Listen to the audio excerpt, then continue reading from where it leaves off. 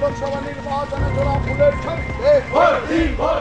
Vote যত এগিয়ে আসছে ততই উত্তেজনার পারদ চড়ছে কোচবিহারে।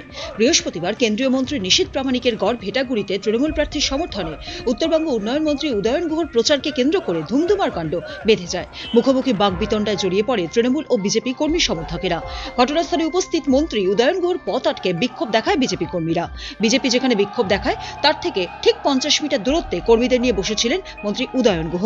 পরিস্থিতি নিয়ন্ত্রণে ঘটনাস্থলে উপস্থিত ছিলেন এসডিপিও ধীমান মিত্র, আইসি জয়দীপ মোদকের নেতৃত্বে বিশাল পুলিশ বাহিনী।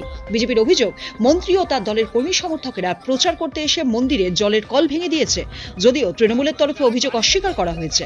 উল্লেখ্য, গত মঙ্গলবার রাতে দিনহাটা পাঁচমাথার মোড়ে হাতাহাতিতে জড়িয়ে পড়েন কেন্দ্রীয় মন্ত্রী নিশীথ প্রামাণিক ও রাজ্যের মন্ত্রী উদয়ন গুহ। অভিযোগ, নিশীথের কনভয় থেকে হামলায় জখম হন একাধিক তৃণমূল কর্মী, জানিয়ে তীব্র উত্তেজনা ছড়ায়। উত্তাল হয় রাজ্য রাজনীতি। গতকাল প্রতিবাদে বন্ধ ডাকে তৃণমূল। পরিস্থিতি পরিদর্শনে দিনহাটায় যান রাজ্যপাল সিভি আনন্দ বোস।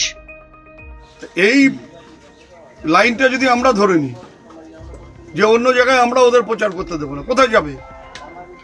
পারবে প্রচার করতে? দিনহাটার বাকি অংশে প্রচার করতে পারবে? দেখা যাক, দেখি কেমন করে প্রচার করে। সেটা তখন নাকি একেবারে শুরু হয়ে যাবে, চারিদিকে গুন্ডামি হচ্ছে, অমুক হচ্ছে, প্রচার করতে দেওয়া হচ্ছে না। আর এগুলো কি হচ্ছে? বারে বারে তারা বহিরাগত হারবাদে নেয়।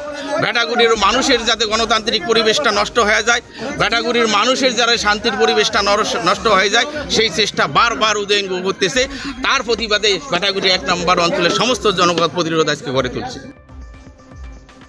দিনহাটা থেকে শুভঙ্কর সাহার রিপোর্ট, উত্তরবঙ্গ সংবাদ।